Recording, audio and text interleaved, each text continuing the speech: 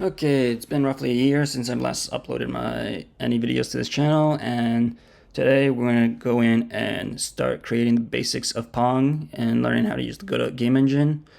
Later down in the series, we're going to add more advanced features, but we'll get to that in the future. But if there's any features you guys want to see added, please leave it in the comments below, and I'll see if I can get to that. With that out of the way, first things we want to do is come here, down here, click on releases. We're going to click on episode 0. I'm going to download that. I already downloaded that before. And next, we're going to go in here.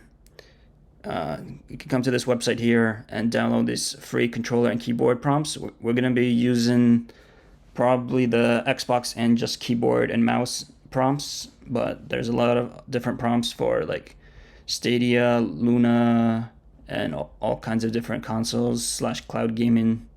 So this is pretty useful if you're gonna end up making a commercial project, and it's completely free and public domain, so you don't need to I think contribute or say where you got it from. And next, we already have a Google font, but if you want a different font from what we're using, you can come here to Google, look up Google fonts, and there's, let me see how much is it, 1,429 open source fonts that you can choose from. With that out of the way though, let's get onto the project. Back here. Now, I already have a basic project here made, but if you're just downloaded the file, we can come here and unzip the file. We're going to then want to import, go to the download section, and click on project.godot and click import and edit. Okay, now that we have that opened, we can check and see we have just assets and font Robotica, I believe it's said. I guess one thing I want to do quickly is I'm going to add this controller and key prompts to the assets folder. It's going to take a minute to download because there's a lot of different consoles in there.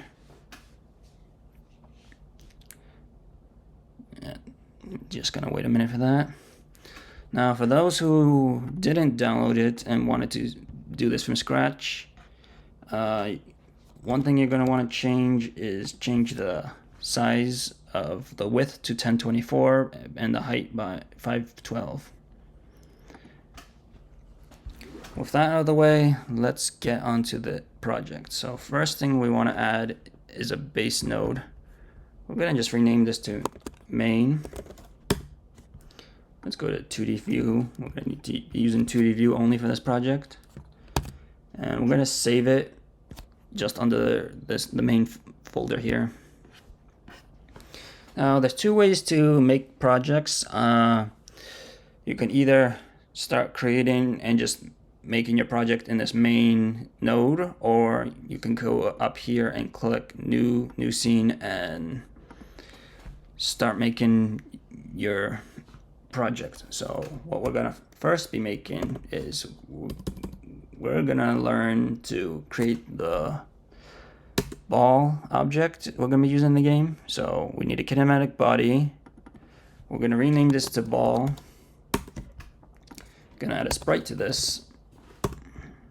Now, there's two ways. You can either come in here and drag this into this field, or which I like to do is click on load here, click on the assets folder, and then select the asset you need. So now if we zoom in, we have a ball asset here. But if we were to run this and save it into a game, there would be no collisions and it doesn't move at all. So what we need to still do is add a collision shape 2D to this. And for this, we're going to want a circle shape 2D. Right click on here, or if you're on Mac, click Control and click Edit. And we're going to have a radius of 16 because this is a 32 by 32 asset. So it covers basically everything. You can make it slightly bigger if you want to cover everything, but this should work fine for what we're working on. So now that we have this all done, we can come in here, save. It's gonna take our default name of the root node and call it ball.scene basically. And we're gonna go in here and save it. Next, let's go in and create a paddle. So we're gonna probably wanna go with a kinematic body 2D as well. We're just gonna name this player. And we're gonna do the same exact thing as we did with the ball. We're gonna now load in our paddle. That looks good. And this time for our collision shape, we're gonna use a rectangle. So same thing, control edit, or control click or right click and edit if you're on Windows. And as you can see, we're gonna wanna switch the X to be 8, and then 64 for the Y. And we're gonna save this as player.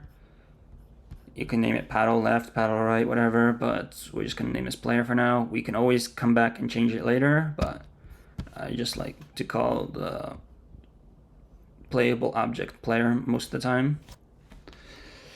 So now we have the basics done. What we're gonna wanna now do is learn how to instantiate our objects into the main scene. So we're gonna come here, take our player, and now you can see we have a player here. We're gonna want to move it probably around 32 by, let's see, 256 roughly. That's about halfway. And we're also gonna want to instantiate the ball for now, just so we can see what we have. And let's just go, what is it? I believe it's 512 by 256. So if we save this and if we click run, it's gonna ask us to select project settings to run for running the game. We're gonna click select current. And if you run it, you're gonna see we got our paddle and our ball here. We still don't have a AI paddle over here or another player, but we'll be adding that later on. Next, let's work on the level scene. So we're gonna work on creating a level where the ball can bounce off 2 walls and also be able to score left or right goal. So what we're gonna wanna do is we're gonna just have the first node just be in node 2D. We're just gonna call this level. And let's add a static body 2D. We're gonna call this top wall. And we're gonna add a collision shape 2D to this. And let's see, we need a rectangle shape. We're just gonna make this, no, it's gonna be 8 on the Y, and then I believe we could probably need 256 on that. And let's move this wall. Actually, let me see. Yeah, okay, so we're supposed to move that 512, and actually we need to change this X to 512 instead. Yeah. If you look, zoom in, you can see it's lined up properly. We got to move it back though, I believe 8 units up. I think it's 8. Let's double check. So we're going to change this to -8, and as you can see now, it's lined up with our border here. Now, let's save this level.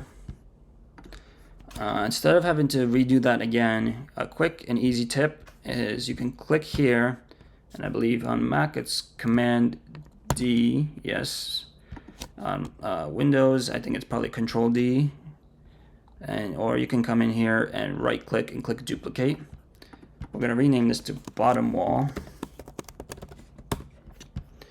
And we're going to take this, we're going to leave that X, and we're going to 512 plus 8. And if we zoom in, Actually, do we need to add another 8? No. No, okay, 520 is good. I couldn't see the line, but that's all good for us. So now we have the basic walls that are gonna help keep the ball in bounds when it reaches these top and bottom edges. But now we're gonna want 2 more things added. We're gonna add an area 2D. And what we're gonna do is call this left goal. And next we're gonna add a collision shape again. I'm gonna do the same thing as the top and bottom. This time make it rectangle, edit. I'm gonna have it 8 this time, but then this one is gonna be, I believe, 256. And now let's move this down. 256. Right, so it looks good. Now we need to move it back 8, and that looks good. And now you can just do the same thing again. I'm gonna duplicate. Name this right goal. And what we're gonna do now is take 1024 plus 8. And now we should have our level here. So let's save this, move back to our main scene here. I'm gonna instantiate our level here. And as you can see, we have everything lined up already for our game.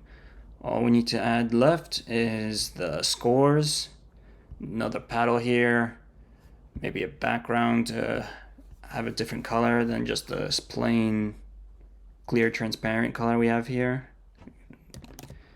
And that'll be it for this episode. Next episode, we're going to finish up the rest of the Pong, and then we're going to get to the fun stuff.